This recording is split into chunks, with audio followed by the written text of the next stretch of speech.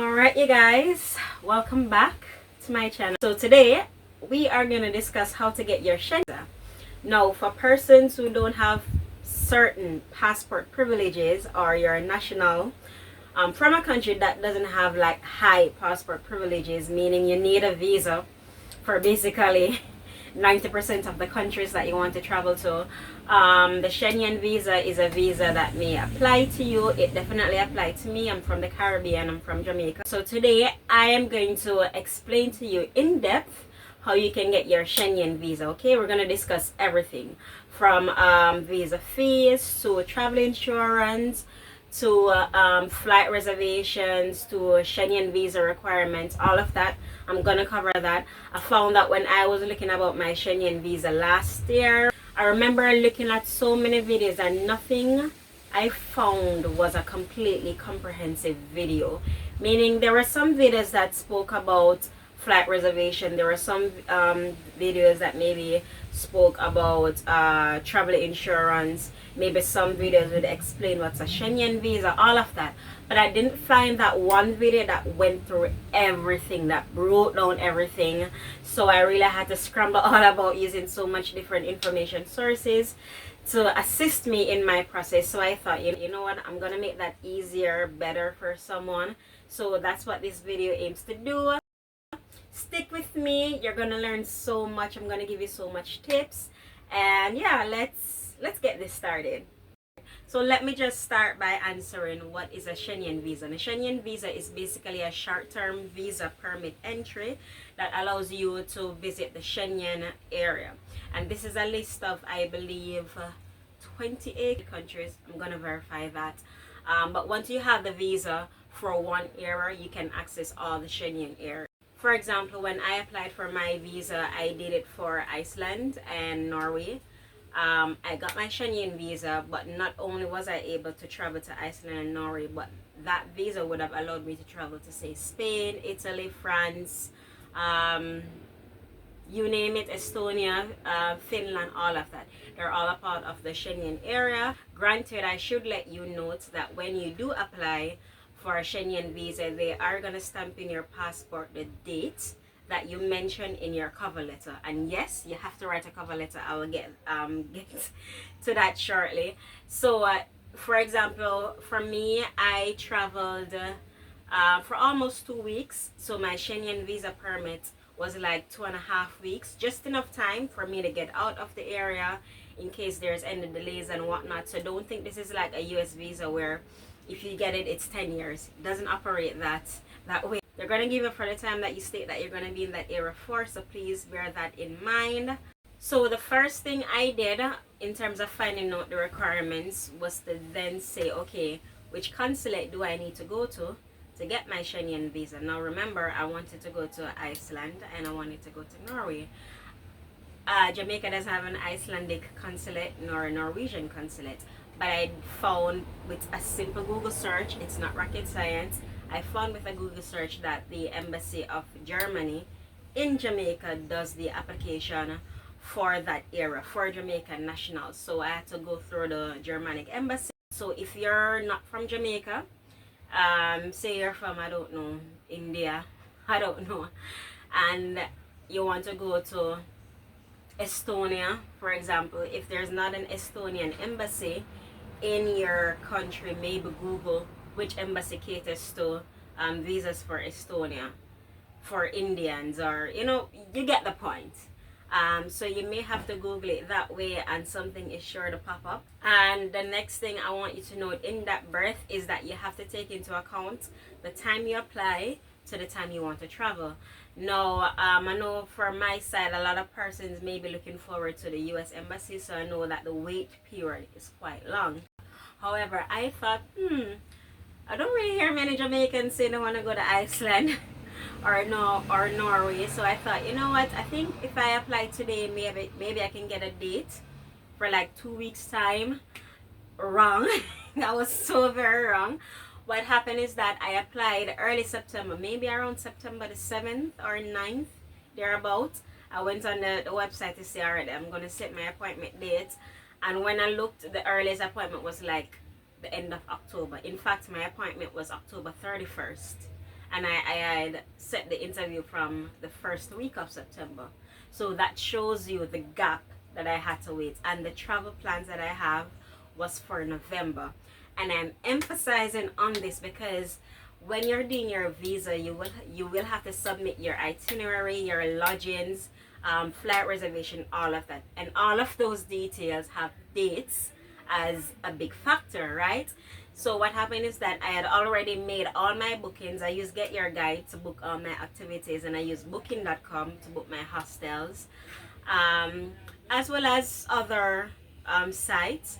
But what happened is that I had done all my bookings because I wanted to travel, say, October like 28th thereabouts, so I could land in time, so I can explore the area, all of that. So come my birthday, I would have had a good feeling of where I am, get my bearings, have proper boots on the ground, all of that. That didn't happen because I over or underestimated just how in demand the Schengen visa application is. So please don't make that mistake. So what happened is that I had to go through all my bookings. I had to reach out to Get Your Guide, change all my dates, flights, change all my flights, booking.com, change all my check-in dates, all of that. So please don't make that mistake, guys. Please, please, please. I would say if it's summer and you want to travel in summer, say you want to travel in August, try to get that interview date now. So get it at a date you know you're able to collate all your documents by the time that date arrives. So don't say you want to travel in August and maybe try to apply in July. I wouldn't recommend it. Try to apply now, as in this week. And the thing is, you can choose a date for, say, anytime in August, anytime in September, etc. So right now I'm going to pull up the requirements for a Schengen visa, and I'm going to take you through the items tick by tick by tick by tick. So grab a pen, paper. Right down here it's saying one completed and signed visa application form, and it gives you the link. Click on that and it's going to take you to the application form. If it appears in the native language of the embassy that you're using, for example, I was going to German embassy, so the form is in German. Don't be deterred. There's an option for you to switch over here, right here. So I'm just gonna switch and select English. All right, and now it's gonna load back into English. All right, guys, so don't be frightened if you're seeing a language that you don't recognize. Let's go through this form. So this part is pretty much easy. Your family name, which is your surname or your last name, your first name, date of birth, sex, marital status, etc. That part is relatively easy. It says current occupation. I was unemployed at the time of doing it, so all your occupations are in this drop down menu. Just select the ones that apply to you. So I selected, it should be no occupation. I selected no occupation. Let me turn this. So I selected no occupation, and where it's asking for company names and phone number, guys, if you're unemployed, just leave this part blank. All right, if you know something does not apply to you, don't panic, just leave it blank. Please don't try to lie. This is an embassy where details are important. Please don't lie. If you're unemployed and you do want to apply for your Schengen visa, that's not going to be a problem. I'm going to explain to you how I did it as an unemployed person, so don't worry. So you would just leave this part blank. Let's scroll further down. It's asking for further details, your street number, your address, all of that. Self-explanatory. So let's scroll down now. All right, it's asking for a type of travel documents. So unless you're a diplomat, you will probably have a regular passport, so you'll select ordinary passport. The passport number goes here again over here where I have the cursor, guys. If your country doesn't issue a national identity number, meaning it's, I guess it's what the US would call a social security number. If your country doesn't really issue something like that, leave it blank. Jamaica doesn't, so I ignore that. It didn't apply to me. And also, if you notice, it's not in bold like this. So if it's not in bold, it's not completely mandatory. All right, this part had confused me initially. For biometric data, it says have your fingerprints been collected previously for the purpose of applying for a Schengen visa. And if you can see, it only has yes, and it wants your visa sticker number. It doesn't have a no option. I wanted to select no. There is no option for no, so I left it blank. Again, if it doesn't apply to you, leave it blank. So we go down. So it says purpose of the journey, tourism. All right, so member state of first entry, right? If you're going to travel to one country in that Schengen zone, just put that one country. It's not a problem. But if you are traveling to multiple countries in the Schengen zone, like I was, Iceland and Norway, it says member state of first entry, right? So the first country I was going to was Iceland, so I selected Iceland right here.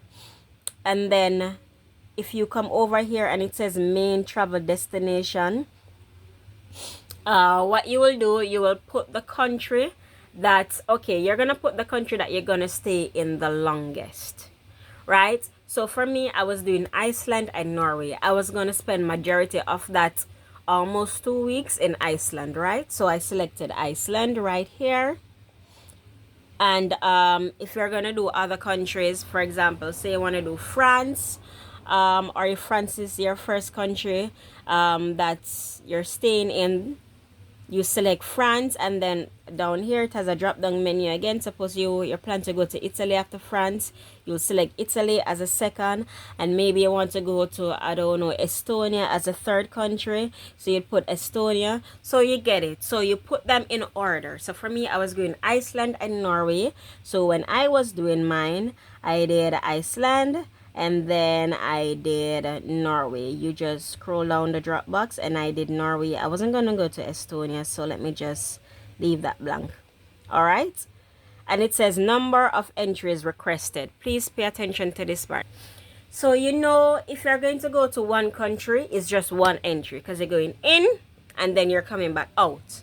For me, I was going to go to Iceland, Norway, then fly back to Iceland, do a few more days, and then head back home. So that's multiple entries, right? From Jamaica to Iceland, that's one entry, right? Iceland to Norway, 2 entry, and then Norway back to Iceland, that's 3 entries. So for me, I selected multiple entries. I'm sorry the screen is a little bit blurry right here. I'm trying, stay with me. It says intended date of arrival for the first intended stay.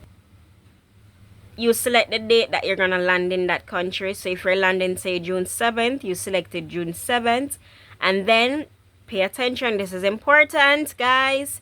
If you plan to leave, say, June 13th, you select that. And the reason why these 2 dates are important, because when they are granting you your Schengen visa, they're gonna give you for the time that you are going. For example, if you're going on June 7th and leaving 13th, they're going to maybe stamp your Schengen visa to go up to June 16th. So maybe they'll give you a few days outside your intended date of departure. Maybe if you fall ill or for flight cancellations, etc. Right? But they're going to keep it in these 2 times. They're going to keep it in those 2 time zones, all right? So please be honest. Entry permit for the final country of destination. I didn't have any entry permit, so I left this part blank. I didn't quite knew what it mean either, because for me, if I'm applying for the visa for the first time, this should cover it. Let me pull up my Schengen visa application. Let me see if I have it. And as you can see, I put Norway over here. When it asks member state of main destination, I put Iceland and I put Norway. And then you can see it says intended date for arrival. This is the 10th of November, right? And intended date for departure, 20th of November. So 10 days in total. I'm going to show you what they put in my passport. 1 second. So on my Schengen visa itself, right, they gave me from November 9th, literally 1 day before November 10th, and it expired the 5th of December. So as you can see, they gave me just a few days, like maybe 2 weeks after my date of intended departure, just in case of any emergencies and stuff that may have held me back. So they're only going to give you for that time. Go down now, and we're now at reference, right? So it says type of reference. Now for me, there was no one inviting me. I didn't have an invited person. I wasn't going through a company. So I wasn't an EU citizen. I wasn't a diplomat. So the other option would have been hotel. If you're staying in a hostel, guys, don't worry if you don't see the hostel option. Just select hotel. That's what I did. So I had put the hostel that I was going to stay at in Iceland, right? When I was going. And then when you're using, for me, when I use Get Your Guide, there's the address of the hostel there. Everything is there. So I put the address, the phone number, the postal code, the country that hostel was in. I did everything. For these section that weren't in bold, I just left them empty. I didn't really need to know name of the registrar of the organization. I didn't need to know the location of the registered. I wouldn't have had those details. I'm assuming that applies to you maybe if you're going through a company, but for me who's doing like an individual travel, solo travel, and I was using hostels, I just selected hotel, and then I came down and answered what was in bold. All right, it says travel and living cost, so I put by the applicant herself. For me, it's a mix of both. I was using my savings and I also had other sponsor. I'm going to get into that with you. Say you're not using your funds. Say you have a sponsor. Then obviously you're going to select a third party, right? And if it's someone who lives there in that Schengen area and is applying for you or sponsoring you, then you select inviting persons. But if you're not, say it's just a sponsor that you have, they're not from the area and they just want to help you out in terms of funding, then you select that. Then we're gonna go down. So means of support. I know most of you are probably gonna travel with your credit cards, but again, I didn't have credit cards. I had debit cards, but obviously it would have fall under this category. So I selected credit cards. If you're maybe going to use cash, obviously you select cash. Kept going down. So right now it's asking for sponsor, right? So it says type of sponsor. Let's go over to the application form. Where we're gonna go into sponsor. Now if a company is sponsoring you, obviously you'd put that. It was my sister, so you'd select person, family name of person. Guys, pay attention to this, right? The family name of the person would have been, I don't know, if the person sponsoring you is John Walker, you know, the family name is Walker, and then you would put John right here, right? But for me, I was using my sister as my sponsor. No, my sister is married, so she does not have her maiden name. She has her married name. So you're going to put, if the person that's sponsoring you, for example, is a female and that person is married and they now assume the name of their spouse, you're going to put their new surname, okay? Their new family name. If the person is not married or if their surname remains unchanged, then obviously you'd put that. I only answer what's in bold. So you would need the address of where that person lived, the street, the postal town, all of that. It's good if you have email. Their phone number is not in bold, but it would be good if you can put their phone numbers as well. So I did all of that. Alright guys, so when you finish with this page, it's gonna ask you to continue, but because I'm not filling out the form, I'm not able to. So let me pull up the application form so I can read it to you from my application form. It's asking now my means of support. So I selected credit card and I selected sponsor, and then down here I had put my sponsor details. I put my sister's name, where her address was, all of that. Let me see what else. And on the next page, I guess this is a lot of German stuff. I'm assuming the same thing that they have here was down here. So you know, you'll read all this fine print, and then you would have signed. You'll have to print this, obviously. You would sign the date and your signature, and then down here again, date and signature, just some more fine prints. And that's pretty much for the application form. Let us continue now on the required documents checklist. So you have one completed and signed visa application form, which we just went through. You need your passport. Obviously a passport has to be valid, has to have at least 6 months left on it. a copy of previous Schengen visas. So if you've had that, you would have gotten that copied and taken that with you. For me, it was my first time, so it didn't apply. 2 recent passport size photographs. Make sure it adheres to the Schengen photograph requirements. And right here is a link. And then we come down some more. Now it's gonna say travel health insurance. This part very important, pay attention. Travel health insurance with Schengen wide coverage for medical, emergency, and repatriation expenses, right? The minimum coverage has to be set at least 30,000 euros. Your insurance has to have a representative office in one of the Schengen states. Alright, so you do have a few companies that cater to travel health insurance. They're quite familiar with the Schengen visa requirements. They're able to meet it. But bear in mind, whichever company that you choose, they must cover at least 30,000 euros in terms of expenses.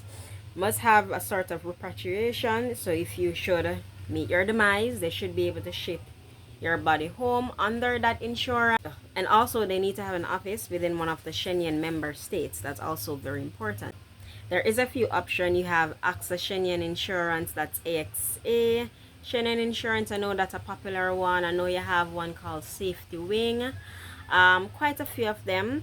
I'm going to take you through the one that I use, EuropAsisstance. Think that they had gotten back to me in a timely manner, or they answered my questions a whole lot better. I went with them. It meets all the European regulation requirements.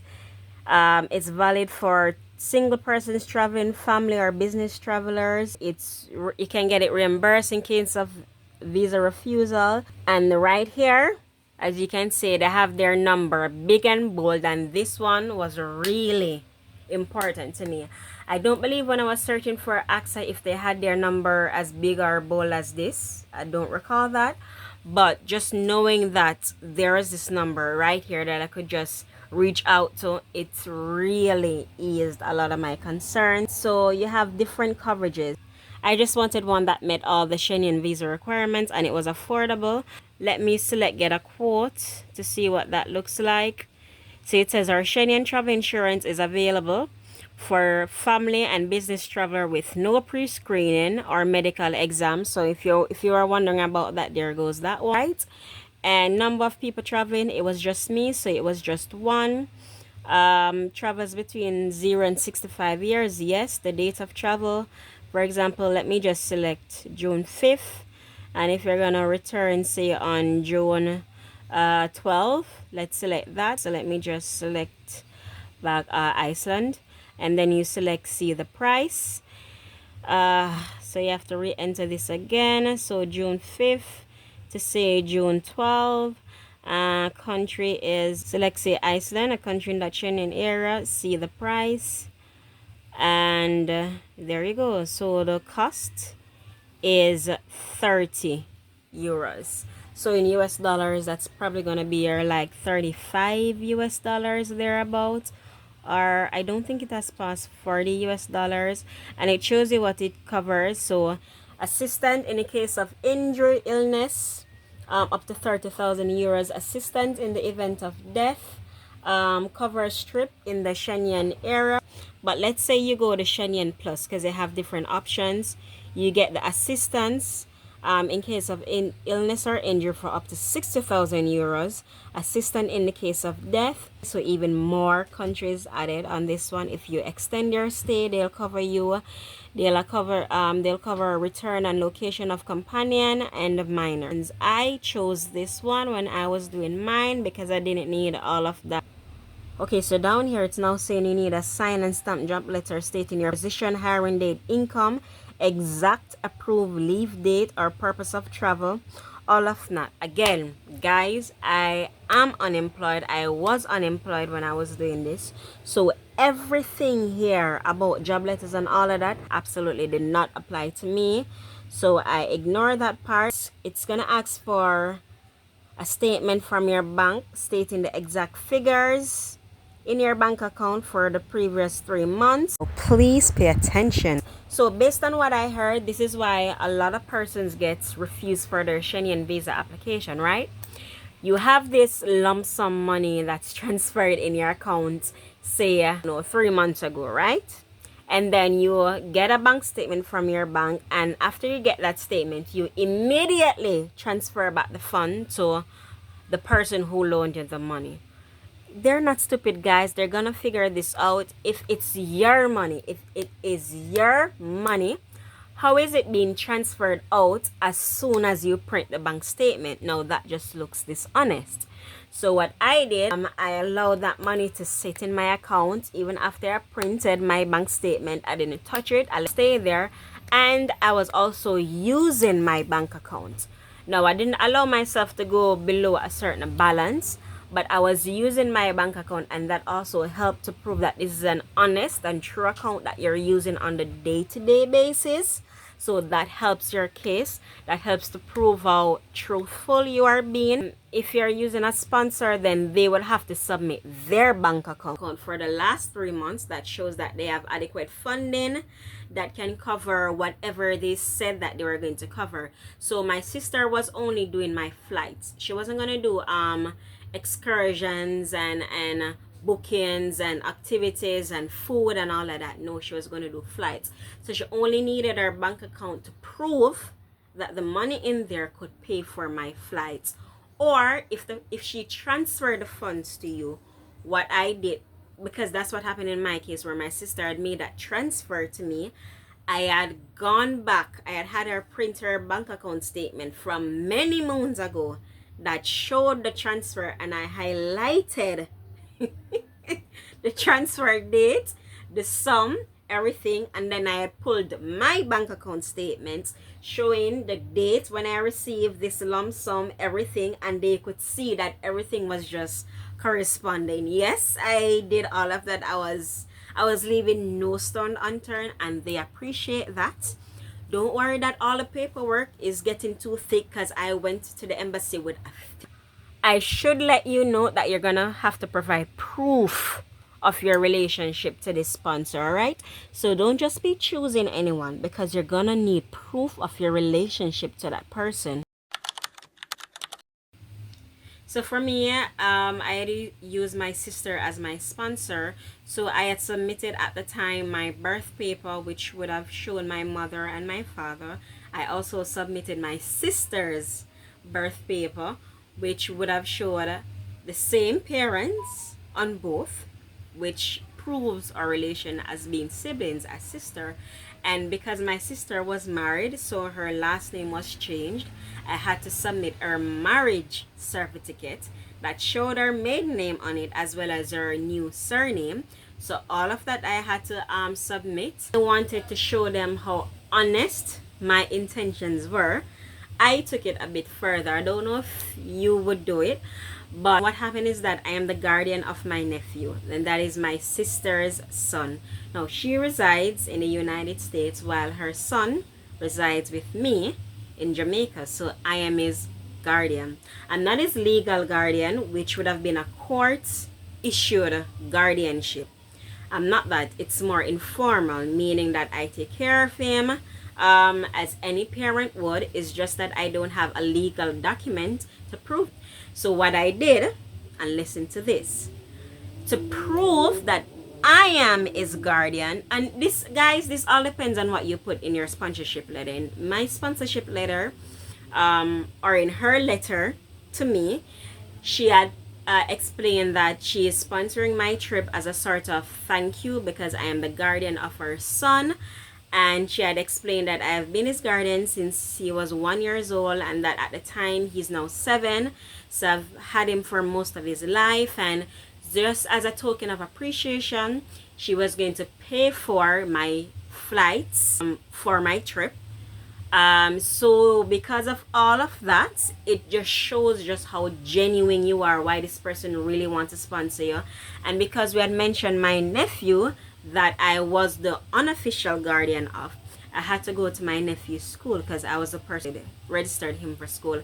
I had to get a copy of the school documents that shows my name under guardian. I had to get his school medical reports that shows I, Camille Minot, hereby grant permission to do this medical report, all of that. But I wanted to prove that this is a paper trail of me being a guardian in his life. So if you're in a situation like mine where maybe you are the guardian of a child, not officially so, you can always go to the school to get those school records if your name on it.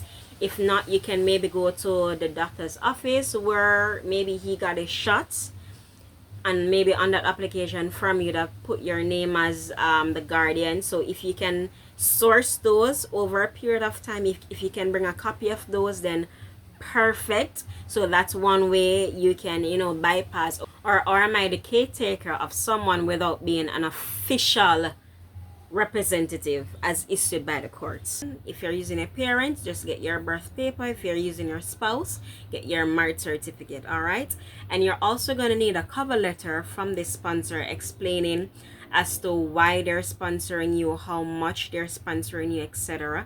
And I'm gonna pull that up because I do have that sponsor letter still saved with me, just for you to have an idea of what you should include in your letter. But let me get that for you right now. So we have the dates when it was written, which was October 2nd, and remember my embassy date was October 31st. You need the address of the embassy, and then on the subject you're gonna have sponsorship letter for, you're gonna put the applicant's name right here and their passport number right there. I, John Doe, sister of applicant, and put the applicant's name, hereby write to you to confirm my sponsorship of her travels. And then she had included the dates that I had intended to travel. And then she had further stated that on this day, she had transferred a lump sum to my bank account. And then she further reiterated what I was saying, which is that I have great confidence that Camille will return home after her trip, as she stands as not just aunt but guardian to my youngest son. And she has been guardian from this day, and she continues to be his guardian now.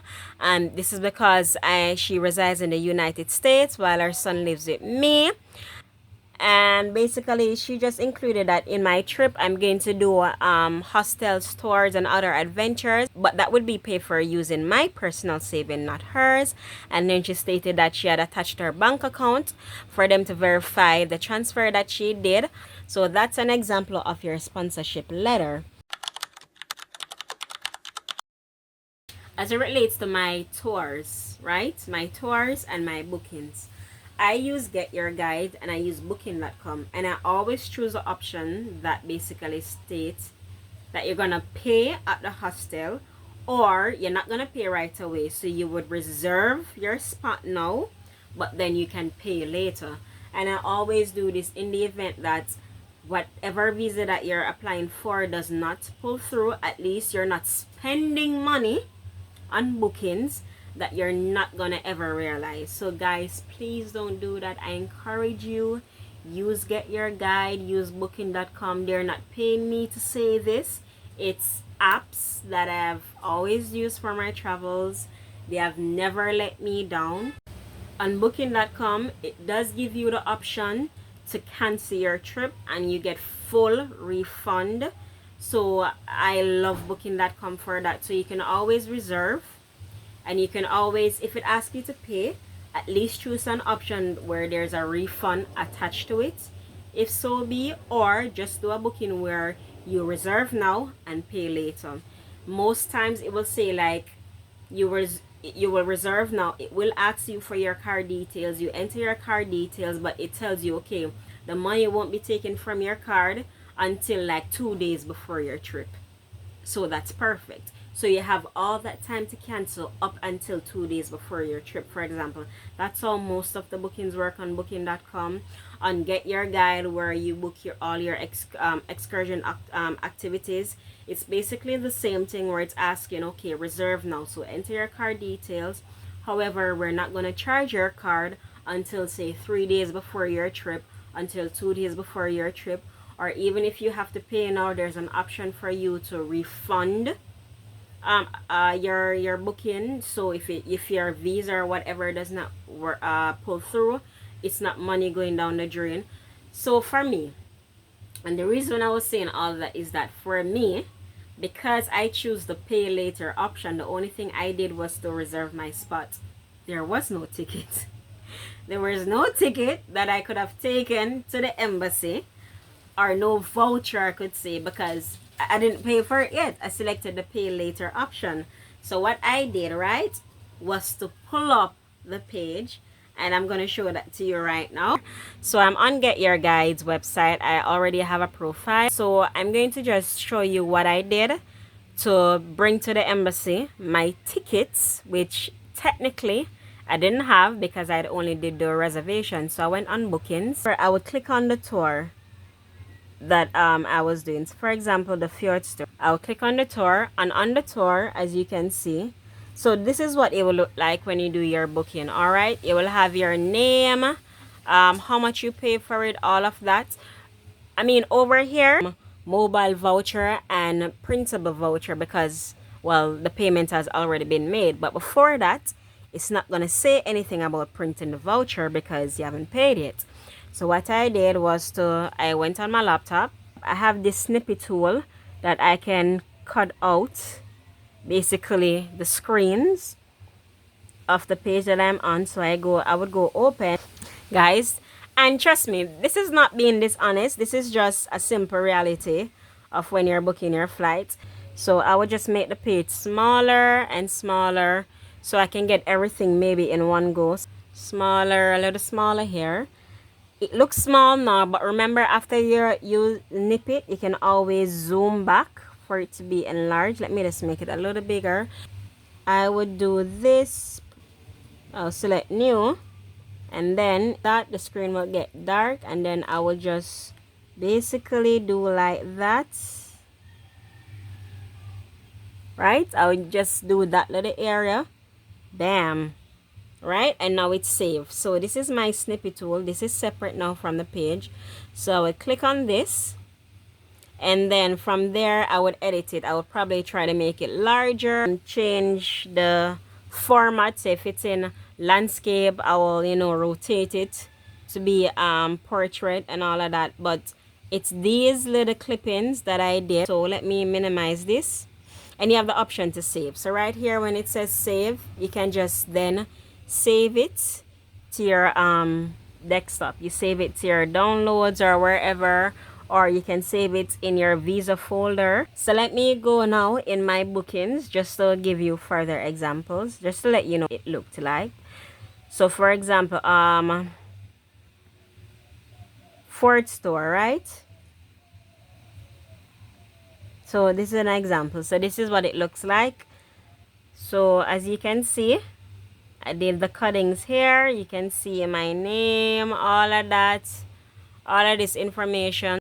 So that's one option, is to use that snippy tool. The other option, and I also did this as well, is again Get Your Guide. I love that app so much. It allows you to correspond with your activity provider. There's an option there that says message your activity provider, and it's real-time message. They'll get back to you within like minutes. So I did reach out to few of the activities provider just to let them know, hey, I'm applying for a Schengen visa. They're asking for a booking confirmation. I know I've only reserved my booking and that I have not yet paid for it, but is it possible for you to just send me a voucher showing that reservation? So you're not gonna ask them for a receipt because they haven't paid for anything for them to have a receipt. But you can just ask them, can you just send me a copy of my confirmation or my reservation voucher that I could at least take to the embassy to prove that I have my bookings. Some will assist, maybe some won't quite know what to do to assist you in that department. So I guess that's when you can use like a snippet tool like I just showed you, and that you should be able to get your bookings from that. Alright, so let's talk about the next thing that I was confounded by when doing my visa application, and that is very important: the flight reservations. Guys, I can't tell you how many times I have YouTube, Google's flight reservation. Okay, this is the thing. When you're going to the embassy, they will, as proof that you're going to leave the Schengen area once that date comes, they're going to ask you for flight reservations. that shows you not only going to the whatever Schengen area, but also flight showing that you're leaving the Schengen area. Now you can ask yourself, but how am I going to have flight reservations if I haven't got the visa? And you don't want to pay for tickets and you don't get the visa, because that's a whole lot of money wasted, even though you could do refunded tickets. So let me just touch on that. There are two ways to get your flight reservations, right? One, you can actually pay for a flight, maybe select a refundable option, so you know you pay more, but at least you can cancel your flight at any time and you get a full refund. So that's perfect if you want to do that. I did not want to take that chance. So what I did was to use what you call a dummy flight service. And I know when you hear the word dummy, you think it's phony or it's misleading. It's not. You do have flight services that provides just that. If you need a booking confirmation, meaning if you need to see your name on an actual flight ticket, that you can go on the airline's actual website and search your name or search your confirmation number, and a flight with your name pops up like a legit flight, you can have that done. Or the issue was for me is that a lot of those flight reservation companies, their ticket or their dummy ticket will expire after 3 days. You can see the problem. The Schengen visa, at least in my area, can take up to 2 weeks to process. So if you give me a ticket that will expire in 3 days, it's not very helpful to me. What I needed was a ticket that will last me 2 weeks. So I searched and I searched and I searched, and I eventually found this flight reservation site, and it's called Dummy Ticket 24/7. Again, that's Dummy Ticket 24/7. So let me just state that you want to choose someone or a company that will respond, because you do have to pay for this ticket. It's not a lot of money. I think it's maybe like $12 or $7 through.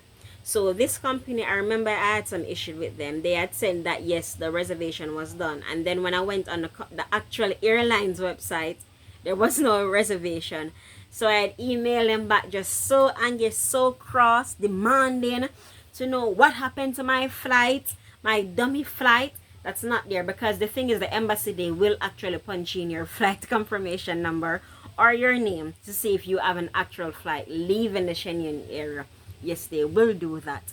So I was like, I'm not seeing anything. This is bogus. I emailed them and they were so gracious. They responded. They reassured me. They reprinted a new dummy ticket, which I checked, and that flight was actually there. And I kept checking. Like, I checked 2 days later, my flight was there. I checked 4 days later, my flight was there. I was like, perfect, perfect, perfect, perfect. So let me take you now on Dummy Ticket 247 or 24/7 website, just to take you through how you can go ahead and book that dummy flight ticket. So it says get a verified flight reservation from $12. Now, whether it's dummy flight or it's flight reservation, it's the same thing. So let's see. Right now it says choose your route. So you're definitely not going to choose one way. It's going to be a round trip, because you want to show that you do intend to leave that Schengen area. How many passengers? So 1 adult. Alright, so as you can see, I've put where I'm from, which is Kingston, Jamaica, and I am going to Reykjavik, right, in Iceland. You put the dates that you're going to depart. Let's say I am going to put, say, the 12th of June, and I'm going to return on the, let's say, the 20th. That's my return dates. And then you're going to select search flights. So here you are. So you have Kingston to Keflavik, and then you'll go select. And then once you press select, now you do have to enter your details. So you're going to put whether you're a Mr. or Miss. For me, I'm a Miss. My first name would have been Camille. Oh, they still have my information. My last name would have been Minot. That's crazy. You're gonna put your email, which is Cami. Let's just enter email right here at gmail.com. Then it's gonna ask you, do you want your ticket to be valid for 48 hours?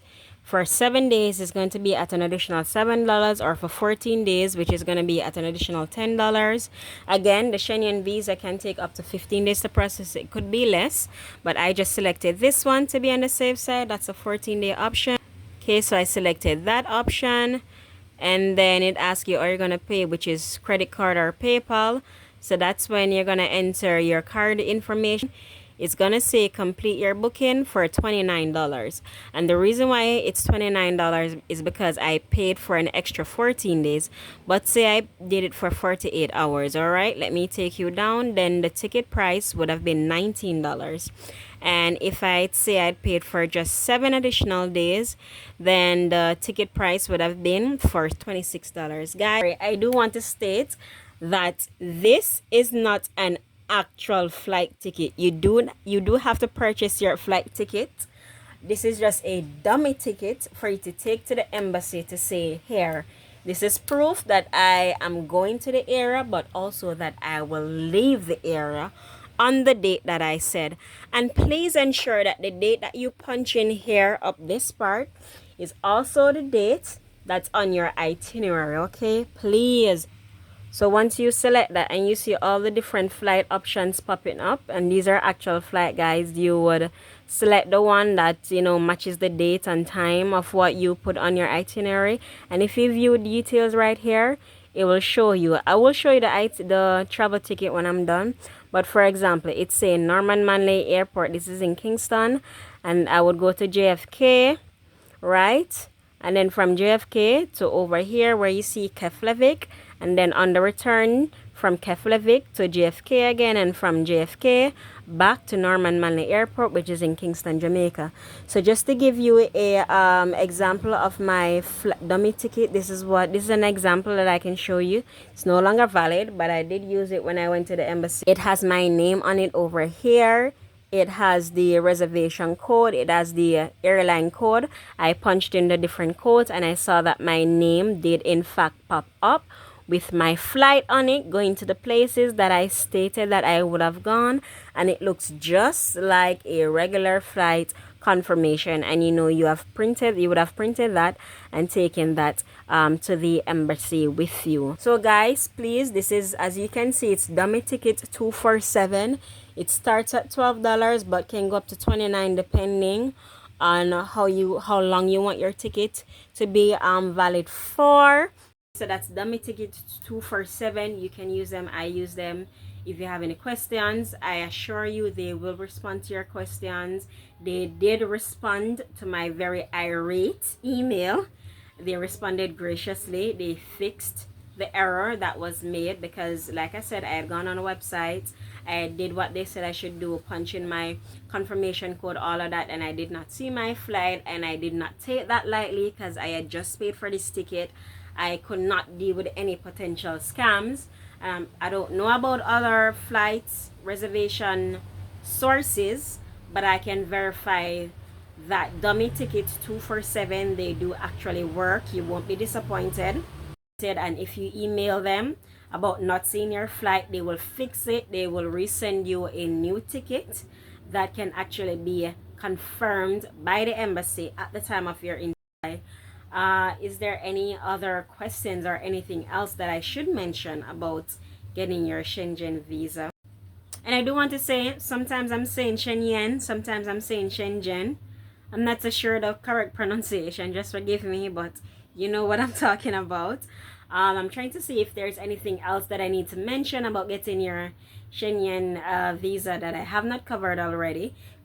So a passport, your passport size photos, your bank statement, or if you're not using your bank account, your sponsor letter, your sponsor's bank statement, your embassy cover letter that should include the dates you intend to travel, purpose of your travel, and your itinerary. Your itinerary should cover where you're going, when, the dates that you're going.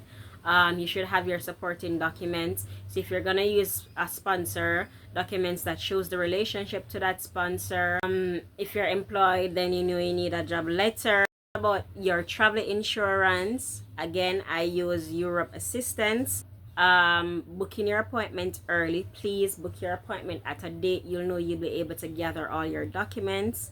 It's best to do that. I would say do it at least 2 or 3 months beforehand, because especially now that it's summer, Schengen visas, I mean travels to Italy, France, Spain, all of those countries, Iceland, it's going to be heightened. Norway, they're all going to be heightened. It's going to be a rush at the embassy. Is there anything else that I did not cover? I want to cover everything, because I remember how it was for me, where I just couldn't get all the details in one place. I had to be all over the place trying to glean information. I want to give you a comprehensive video.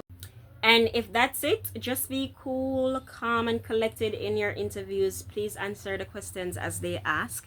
Answer what they ask. You don't need to give them this long elaborate story. One, they don't have time for that. Two, sometimes the more we speak is the more dishonest we appear to be.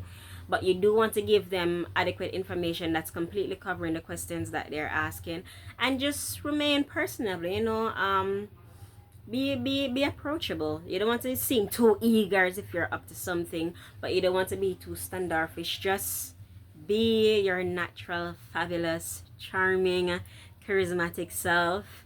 It works. Be respectful. If you want me to do a video showing how you need to dress for Iceland and Norway, I went in November, which is the onset of winter. So if you want me to do a video showing what you need to have, the attire that you're gonna need, how to keep warm, all of that, if you do plan to travel in that period, let me know below and I will give you all of that detail. My Iceland trip was a success, debatably, and you can see that link somewhere up here where you can learn about my disastrous yet magnificent trip to Iceland and Norway. Is there anything else that I am not remembering? If I didn't cover something, just drop the questions below. I will answer. I want you to succeed. I want you to get this done. I am not a rich person. Don't think you need to have $1 million. You can have a sponsor that has the amount of money just to cover your trip. So I would say, depending on where you plan to stay, if it's a hostel and if it's like a week, and if you're a solo traveler, I would think like maybe 2,000 US should be enough. You don't need to have, say, like $1 million or 50,000 US or whatever. You only need to have enough that would cover your trip. But if you don't have so much, say you only have half, I would say go for a co-sponsor where that person could sponsor your flight and you would pay for the expenses of the trip itself, or they can pay for the expense and you cover a flight, whichever way you want to spin it. But you could use a co-sponsor to help to sort of offset that requirement. Alright, so thank you for joining me. I hope your Schengen visa application goes amazingly, goes swimmingly, and that you're able to see the world that's out there. It's so big, it's so beautiful, and yet so small. You see things that similar, some things that are dissimilar, but you're gonna get that experience at the end of the day. Drop any questions that you have below regarding your Schengen visa application or Iceland or Norway. You can watch my videos somewhere. I'm gonna put them somewhere of both those trips. But drop any questions below. I will answer. I hope you're successful. Until I see you guys again, stay safe. Keep thriving, or if you're just surviving, keep doing that. I love you. Thanks for watching. Subscribe, comment, hit that notification bell. Thanks for making it Camille's Couch. All my best.